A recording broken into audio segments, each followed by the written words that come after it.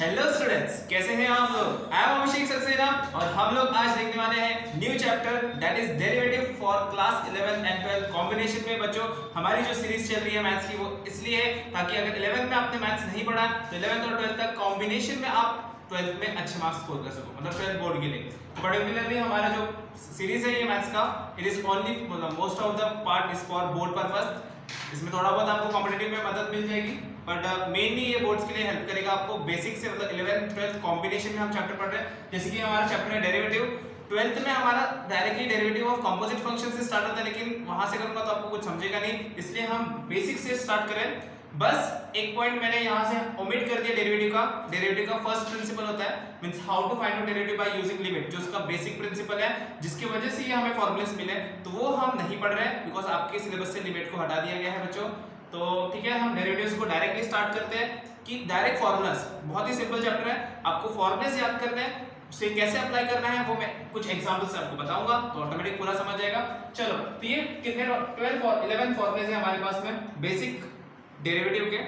क्या होता है देखो, डेरिवेटिव मतलब किसी भी नंबर को हम d by dx, किसी भी फंक्शन का अगर हम लेते हैं, d by dx मतलब डेरिवेटिव। तो डेरिवेटिव ऑफ कांस्टेंट, k मतलब constant, here k is constant, कि अगर आप कोई भी नंबर का अगर हियर k इज कांस्टेंट, किसी नंबर का अगर आप डेरिवेटिव लेते हो, जैसे d dx of 2, d dx of 5, किसी नंबर का अगर आप डेरिवेटिव लेते हो तो उसका डेरिवेटिव हमेशा 0 आएगा। ठीक है, उसके बाद derivative of x to the power n, x को x is the function, x to the power n, you know n मतलब कोई नंबर हो सकता है, तो उसका डेरिवेटिव क्या आएगा n x to the power n minus 1। Example के तौर पर अगर मैं यहां पर लेता हूं, मतलब हर एक का मैं एग्जांपल तो नहीं ले पाऊंगा, बट ये एक बेसिक फंक्शन है इसलिए ठीक है, चलो हम एग्जांपल के साथ पढ़ेंगे इसे कैसे सॉल्व करते हैं। फिलहाल जस्ट फॉर्मूला याद कर लो, x to the power n का फॉर्मूला होता है n x to the power n minus 1, derivative of sin x। ये तो बेसिक थे हमारे। इसके बाद ये ट्रिग्नोमेट्रिक फंक्शन है हमारे, trigonometric function, derivative of sin x is cos x, derivative of cos x is minus sin x। देखो sin का cos है, cos का sin। अब याद रखो डेरिवेटिव में जो ट्रिग्नोमेट्रिक फंक्शन c से स्टार्ट होता है, देखो cos है, cot है और cosec है, इनके डेरिवेटिव माइनस, देखो cos का माइनस sin x है, cot का माइनस cosec x है, cosec x का minus cosec x minus into cot x है। समझ में आ रहा है? तो जो c वाला है उसका माइनस आ रहा है, इतना ध्यान में रहेगा। देन चलो tan x का sec स्क्वायर x, ठीक है, cot x का derivative of cot x is minus cosec square x, derivative of sec x is tan x into sec x, then derivative of cosec x is minus cosec x into cot x। ये dot जो लिखा है वो into है, multiply.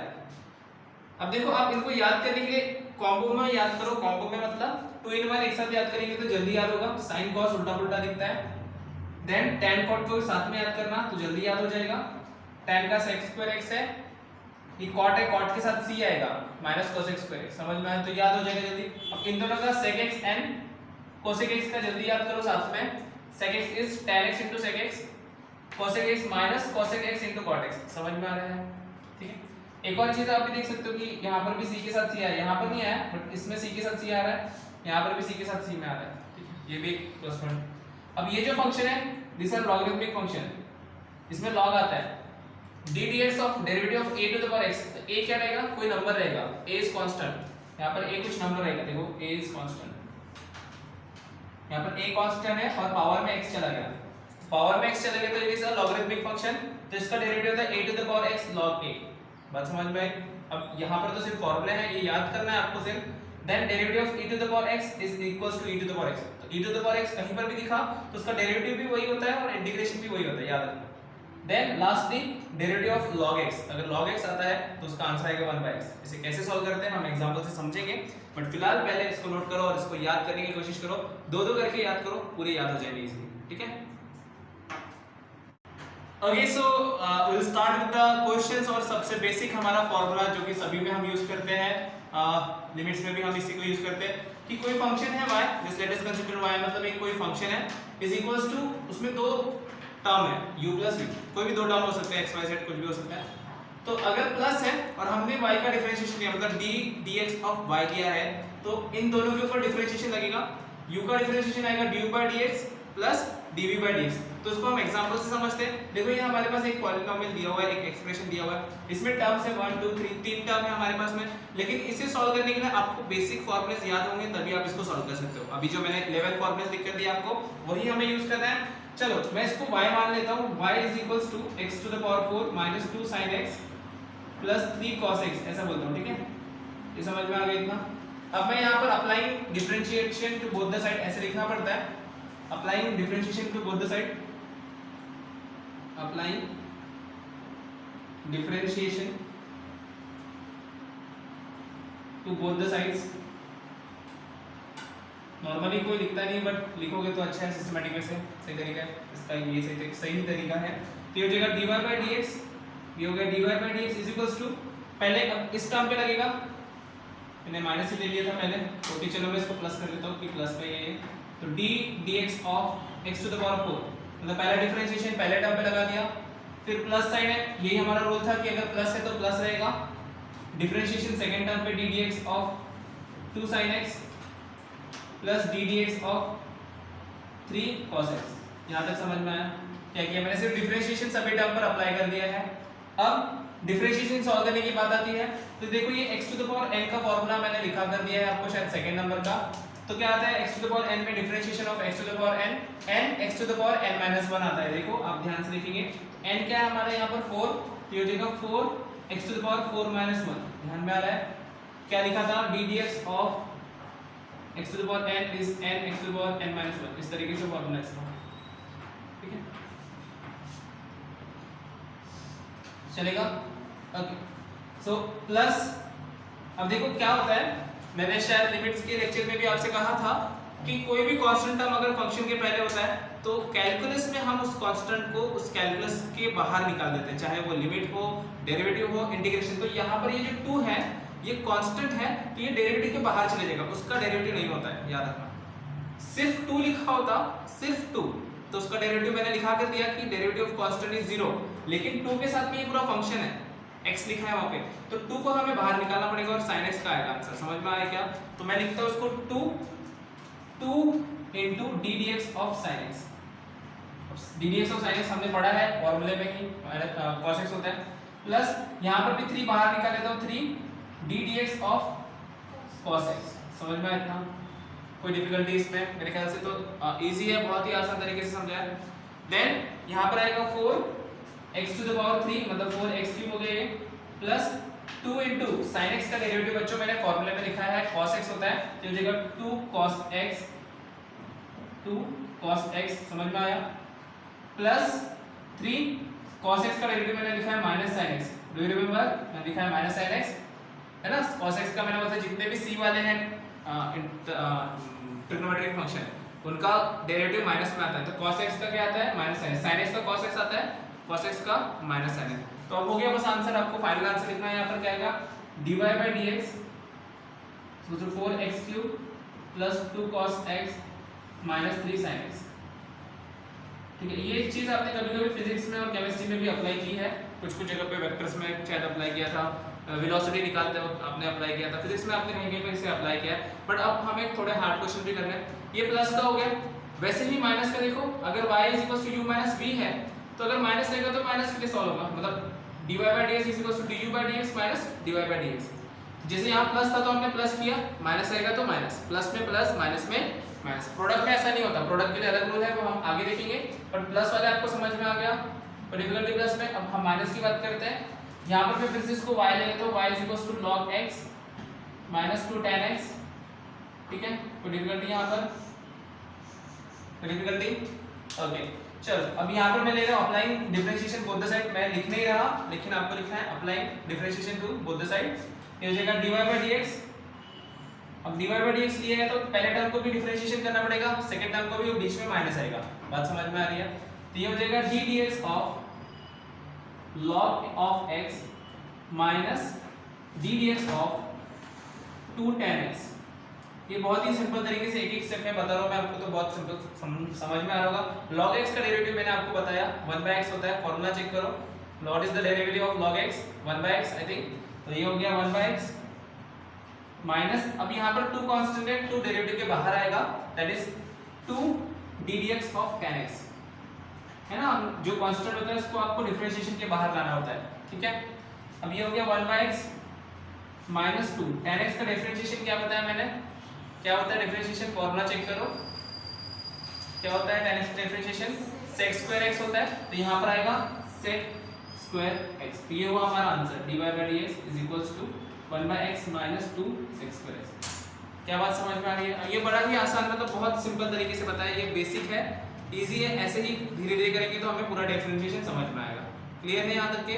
तो हम और कुछ क्वेश्चन में लिखता हूँ, वो भी हम सॉल्व करने की ट्राई करते हैं। पहले ये लिख लो। Okay, so let's try to solve more questions. See here, third question, e to the power x log a plus e to the power a log a x e to the power a log a। तो ये थोड़ा सा typical question है, आपको log के rules अगर आएंगे तो ये आप सॉल्व कर सकते हो। लॉग का कौन सा रूल, पहले ठीक है, लॉग का कौन सा रूल हम यहाँ यूज करने वाले हैं कि अगर कोई भी टर्म है a और उसके ऊपर पावर है log to the base a और x लिखा हुआ है, मतलब देखो ये भी a है और इस log का बेस भी a है, तो इसका आंसर आ जाता है x। क्या था इसका आंसर x। बट याद रखना जो टर्म जिसके पावर में और ये लॉग दोनों का बेस लॉग का बेस और जो टर्म है वो सेम होने चाहिए। तो यहाँ पर हमने लिखा e टू द पावर ये लॉग, तो पहले हम इसको लॉग में कन्वर्ट करते हैं। लॉग के सामने जब x होता है तब क्या रूल लगता है, आपको बेसिक लॉग का रूल पता है, if there is anything before log, मतलब चलो यहाँ पे लिखता हूँ मैं log a to the power x हो, ये होता है x log a, पता है आपको ये। कोई भी log अगर हम पावर में लेते हैं तो वो log के सामने आ जाता है, या आपने इसको a to the power n नाम से पढ़ा होगा या ऐसे कुछ पढ़ा होगा, a to the power n, ये होता है n log a, ये शायद आपने log के टर्म में सॉल्व किया है, पढ़ा है ऐसा आपने। तो इसका उल्टा भी कर सकता हूँ ना मैं, अगर n log a दिया है तो इसको मैं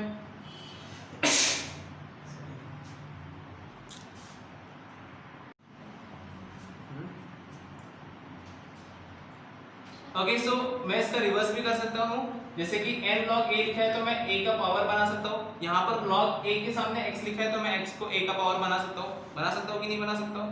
तो चलो मैं इसको x का पावर मतलब कैसे बनाता हूँ देखो, चलो लिखता हूँ मैं y ये हो जाएगा e log of a to the power x, a के पावर में x ले गया मैं, देखो यहाँ पर जैसा पावर है वैसे लेके गया, समझ रहा है नहीं समझ में आया। ओके प्लस यहाँ पर होगा e log of x to the power a, ये a को मैं x के पावर में लेके गया, यहाँ पर plus e log of a to the power a, इतना समझ में आया। अब जो मैंने फर्स्ट रूल आपको बताया कि कोई भी टर्म है उसके पावर में log है और दोनों इसका बेस a है, जैसे ये e है तो ये जो log लिखा हुआ है एक्चुअली इस log का बेस e लेंगे हम। मैथ्स में जब हम log लिखते हैं तो मोस्ट ऑफ द टाइम उसका बेस e होता है। जब आप नॉर्मल कैलकुलेशन करते हो वहां पर log का बेस 10 होता है, याद रखना, लेकिन जब हम मैथ्स में log लिखते हैं तो उसका बेस e होता है, ठीक है। तो ये इसका बेस e है, इसका बेस e है, इसका बेस e है, तो e कैंसिल हो जाएंगे दोनों में, जैसे यहाँ पर a कैंसिल होके सिर्फ x बचा था, वैसे यहाँ पर e कैंसिल होके हमारा जो रिमेनिंग टर्म है ये a to the power x to the power a to the power a बचेगा। तो यहाँ पर आएगा y a to the power x plus x to the power a plus a to the power a। समझ में आ रहा है, ये टर्म समझ में। अब क्या करेंगे, applying differentiation both the side, differentiation ले लेंगे हम यहाँ पर। So dy by dx is equals to ddx of a to the power x plus ddx of x to the power a ddx of a to the power a। अब a तो कोई number होगा, a is a constant term, क्योंकि देखो बच्चों यहाँ पर आप कांस्टेंट और वेरिएबल कैसे पहचानोगे कि मैंने बोला कि ये वेरिएबल है ये वेरिएबल है, तो यहाँ पर जो नीचे टर्म देखो हम dx के टर्म में डिफरेंशिएट करें, differentiate with respect to x, मैंने ये नहीं बताया था आपको कैसे लिखते हैं, applying differentiate with respect to x। यहाँ पे हम लिखते हैं differentiate with respect to x। हमारा जो इक्वेशन है हम उसे with respect to x differentiate कर रहे हैं, इसका मतलब इस इक्वेशन में सिर्फ x वेरिएबल है, बाकी सब कांस्टेंट हो गए। अगर यहाँ पर y भी लिखा होता तो y भी आपको कांस्टेंट देना पड़ता, बात समझ में आई। अगर मैं differentiate with respect to y करूंगा तो सिर्फ y के टर्म में डिफरेंशिएट होगा, x कांस्टेंट हो जाएगा। तो यहाँ पर x छोड़कर बाकी जो है वो सब कांस्टेंट है। तो यहाँ a to the power x है, तो मैंने a to the power n का a to the power x का हमने फॉर्मूला लिखा हुआ है, कौन बताएगा, ddx of a to the power x is a to the power x log a, देखो है ये formula, differentiation of a to the power x is a to the power x log a, clear है ये, plus second है a to the power a, sorry x to the power a। तो ये किससे करेंगे हम सॉल्व? ये हम सॉल्व करेंगे x to the power n, हमारा first formula, sorry second formula, पहला तो कांस्टेंट का 0 होता है, x to the power n, तो ये है a, n की जगह पर a है, तो ये हो जाएगा a x to the power a minus 1। क्या बात समझ में? कौन सा फॉर्मूला यूज किया मैंने? d dx of x to the power n क्या होता है? n x to the power n minus 1। ये सेकंड फॉर्मूला लिखा था मैंने, लास्ट क्वेश्चन में भी सॉल्व करके दिखाया, वही फॉर्मूला मैं यहाँ पर यूज कर रहा हूँ, a x to the power a minus 1। Clear हो गया? Plus a to the power a, वो तो कांस्टेंट है, तो क्या हो जाएगा? कांस्टेंट का डेरिवेटिव क्या बताया था? 0। This is a constant term, तो ये तो 0 हो जाएगा, प्लस 0। समझ में आया था? कोई भी कांस्टेंट का टर्म 0 होता है। यहाँ पर हम डिफरेंशिएशन x की टर्म में कर रहे हैं, तो a कांस्टेंट हो जाएगा और पूरा टर्म 0 हो गया। तो हमारा आंसर आएगा dy by dx is equals to a to the power x log a plus a x to the power a minus 1। ये हमारा आंसर है। सॉरी, ये कट हो गया गलती से। ठीक है, कोई डिफिकल्टी इसमें? कोई परेशानी? ओके, सो अब हम कुछ और क्वेश्चन सॉल्व करते हैं जिससे आपके पूरे डाउट्स क्लियर हो जाएंगे डेरिवेटिव के बारे में। बहुत ही सिंपल है, मैंने आपको 11 फॉर्मूलेस बताए, वो फॉर्मूलेस याद करो, आपको सारे क्वेश्चन सॉल्व करने आएंगे यहाँ तक के, इस लेवल तक के। इसके हार्ड वाले नहीं होता, बट ये लेवल तक के क्वेश्चन आपको आएंगे। बस थोड़ा सा एक पॉइंट यहाँ पर रहेगा कि आपको जो बेसिक मैथ्स के फॉर्मूलेस नहीं हुए, क्योंकि आपने 11th में मैथ्स नहीं पढ़ा था, तो कुछ प्रॉब्लम होगी। तो कुछ नहीं करना है आपको, फॉर्मूलेस देखना है और याद करना है। जो फॉर्मूले बीच बीच में आते हैं उसको आप याद करते रहो। अब ऐसा नहीं है कि पूरा फॉर्मूला आप बीच में पूरी लिस्ट बना के दूंगा और याद करोगे। आप जैसे जैसे फॉर्मूले आते जाते हैं आप फॉर्मूले याद करो। जैसे मैंने इस लास्ट क्वेश्चन में एक आपको लॉग वाला फॉर्मूला बताया कि पावर में अगर बेस सेम है और किसी टर्म का पावर है तो वो लॉग कैंसिल हो जाता है। तो वो एक पावर एक फॉर्मूला आप ऐसे क्या करोगे, एक छोटी कॉपी बना लो और उसमें सेपरेट फॉर्मूले लिखते जाओ मैथ्स के लिए पर्टिकुलरली, बाकी तो कर ही रहे हो। ठीक है, चलो अब यहाँ पर हम इस क्वेश्चन को सॉल्व करते हैं। देखो यहाँ पर log टू द बेस 3 है, तो log टू द बेस 3 का मतलब क्या होता है कि वो उससे डिवाइड करना है हमें log को। देखो ये हो गया y इज इक्वल्स टू, यहाँ पर log टू द बेस 3 है, log टू द बेस 3 का मतलब होता है डिवाइड बाय log 3। ये होगा log x divide by log 3। इसका मतलब क्या होता है देखो बच्चों कि अब ये log to the base e हो गया, ये भी log to the base e हो गया। मैथ्स में मैंने क्या कहा था आपको कि हम log जब भी लिख रहा हूं मैं log to the base e रहने वाला है, मैं लिखूंगा नहीं लेकिन वो log to the base e ही रहेगा। कहीं कहीं पर एडवांस लिखने के लिए वो ln लिखते हैं, तो ln का मतलब भी log to the base e होता है, ध्यान में रखेंगे। क्लियर है यहाँ तक? केमिस्ट्री और फिजिक्स में जब हम log लिखते हैं तब वो log टू द बेस 10 होता है, क्योंकि हमें वहाँ कैलकुलेशन करना होता है। तो वहाँ पर जब भी e आता है तो हम वहाँ ln लिखते हैं। देखना आप केमिस्ट्री में काइनेटिक्स में कुछ चैप्टर्स में आपने ln लिखा हुआ है, ln ऑफ सम नंबर। ये समझ में आया? मैंने इसको log 3 नीचे कैसे लिया, जो भी बेस में होता है वो डिवाइड में जाता है। ठीक है, log x था टू द बेस 3, बेस 3 मतलब डिवाइड बाय log 3 माइनस यहाँ पर क्या आएगा, अब ये log बेस e है तो इसको आपको कुछ करने की जरूरत नहीं, इसको ऐसा ही रहने दोगे। ठीक है, log x का डेरिवेटिव हमको पता है, हमारे पास log x का फॉर्मूला है, तो मैं 3 log x ही लिख रहा हूं मैं। अब मैंने e नहीं लिखा क्योंकि मैं बार बार बोल रहा हूं मैथ्स में log जहां भी है वो log to the base e है, ध्यान में रहेगा ना आपको ये, प्लस 2 tan x। अब आप यहां पर डेरिवेटिव लगा सकते हो, तो मैं यहां पे लिखूंगा डिफरेंशिएटिंग, आप पूरा लिखेंगे differentiating with respect to x, differentiating with respect to x। x के टर्म में हम इसको पूरा डिफरेंशिएट कर रहे हैं, तो हमारे पास आएगा dy by dx। अब देखो बच्चों मैं कांस्टेंट बाहर ही निकाल के रख रहा हूं, क्योंकि हमें पता है कि कांस्टेंट बाहर निकालना मेरे पास जगह कम है, तो मैं कांस्टेंट पहले ही बाहर निकाल रहा हूं। आप चाहो तो अलग अलग स्टेप में कर सकते हो, मतलब यहाँ पे dy by dx लिख दो, यहाँ dy by dx लिख दो, यहाँ dy by dx लिख दो, पहला स्टेप ये आएगा। उसके बाद आप कांस्टेंट बाहर निकालोगे तो log 3 कांस्टेंट टर्म है, log 3 is a constant term, तो वो डेरिवेटिव के बाहर आ जाएगा। ठीक है, तो यहाँ मैं लिखूंगा 1 by log 3 d dx of log x। ये समझ में आया क्या? मैंने 1 by log 3 को बाहर निकाला, ये कांस्टेंट टर्म है, प्लस सॉरी माइनस है, माइनस सेकेंड टर्म यहाँ पे 3 कांस्टेंट है, 3 को बाहर लिख देता हूँ d dx of log x, फिर से प्लस 2 कांस्टेंट है, 2 बाहर निकाल दिया, d dx of tan x। क्या बात समझ में आ रही है आपको? यहाँ पर इसको मैं ब्रैकेट लगा दूं ताकि आपको कोई कंफ्यूजन ना हो। यहाँ तक कोई डिफिकल्टी है? मैंने कांस्टेंट को डेरिवेटिव के बाहर निकाला, एक स्टेप मैंने डायरेक्ट किया है। आप जब लिखोगे तब यहाँ पे d dx ऑफ ये पूरा term minus d dx of 3 log x लिखेंगे, plus d dx of 2 tan x लिखेंगे। समझ में आ गया? कोई कंफ्यूजन है यहाँ पर?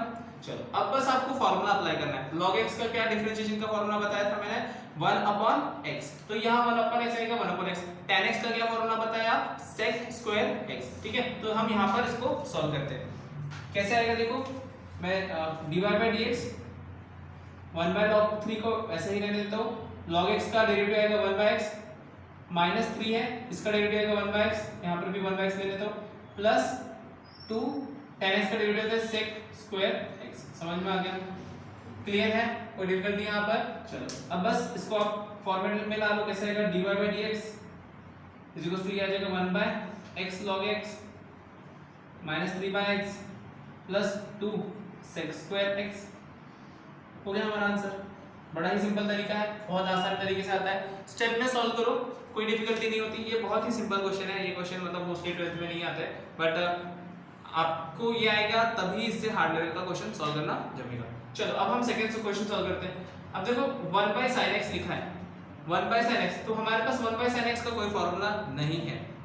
यहाँ पर 2 to the power x plus 3, तो इसको हम कुछ ना कुछ तरीके से सॉल्व कर सकते हैं। और यहाँ पर है 1 by log x to the power log x log base 3 log 3 base x है, तो इसको कैसे सॉल्व करेंगे हम, तो ये वाला फॉर्मूला हमें यूज करना पड़ेगा log का बेस वाला। चलो तो मैं यहाँ पर इसको लिख देता हूँ, y is equals to 1 by sin x क्या होता है बच्चों, 10th में पढ़ा था आपने, 1 by sin x is cosec x। क्या होता है, cosec x,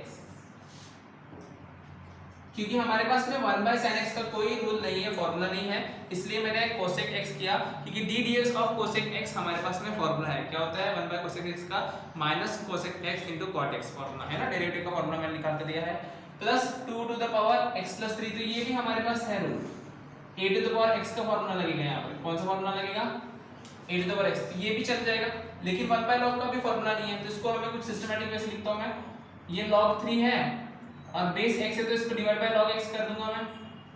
मैंने बोला था यहाँ पर कि जो भी बेस होता है वो डिवाइड में चले जाता है, तो यहाँ पर बेस x है तो x डिवाइड में चला गया। अब डिवाइड का डिवाइड होता है तो ये न्यूमरेटर में जाके मल्टीप्लाई होता है, पता है आपको, ये जो डिवाइड का डिवाइड होता है, जैसे कि आपने कभी किया होगा 1/2 था और डिवाइड बाय 3, ये क्या होता है, इसको आप कैसे सॉल्व करते हो,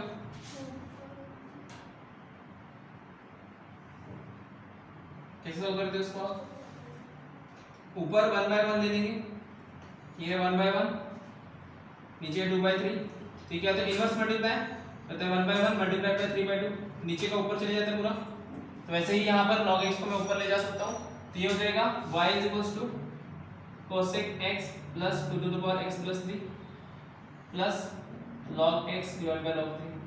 अब देखो ये आप क्वेश्चन आप सॉल्व कर सकते हो, क्योंकि तीनों के फॉर्मूले आपके पास है, cosec x का फॉर्मूला है, इसका फॉर्मूला है, और log x का भी फॉर्मूला है। देखो कैसे आएगा, dy by dx।